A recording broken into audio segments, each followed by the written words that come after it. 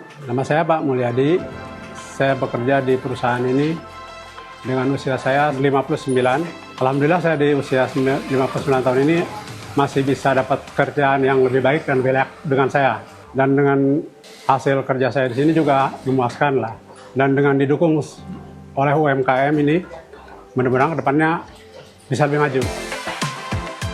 Saat sebagian orang sudah memasuki masa pensiun, Mulyadi justru produktif menjahit satu demi satu rangkaian tas bersama rekan-rekan lainnya.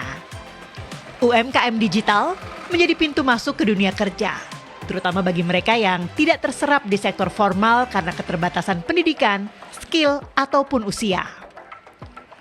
Mempekerjakan 25 karyawan termasuk Mulyadi, Gaby menjadi salah satu orang yang membangun usahanya dari nol. Menciptakan peluang dengan produk berkualitas, membuat produk tasnya kini sudah terjual hingga ke Filipina.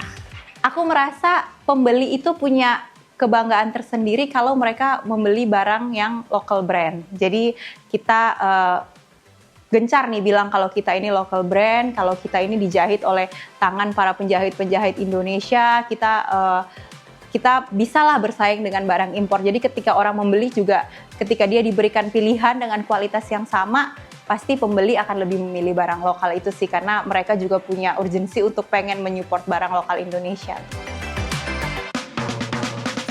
Dari ponsel di genggaman, industri kreatif tumbuh pesat menjadi media sosial dan platform digital.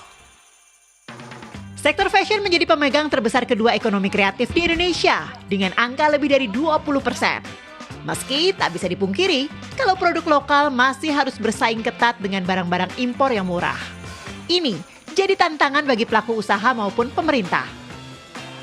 Jadi kan secara bertahap akan kita lihat siapa aja pemainnya, dan kita akan kenakan tarif atau kebijakan tertentu nanti yang membuat barang-barang di dalam negeri masih bisa bersaing dengan barang-barang impor. Enggak 1 bulan ini, tapi mungkin 2 bulan ke depan akan kita mulai implementasikan itu.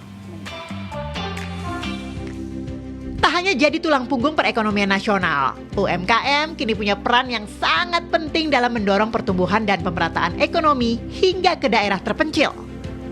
Lakukan diferensiasi, artinya bagaimana di UMKM ini bisa memetakan karakteristik konsumen lokal, karena memang itulah keunggulan UMKM lokal ya, bisa memetakan karakteristik konsumen lokal seperti apa. Roda ekonomi Indonesia akan semakin banyak berputar di ruang digital.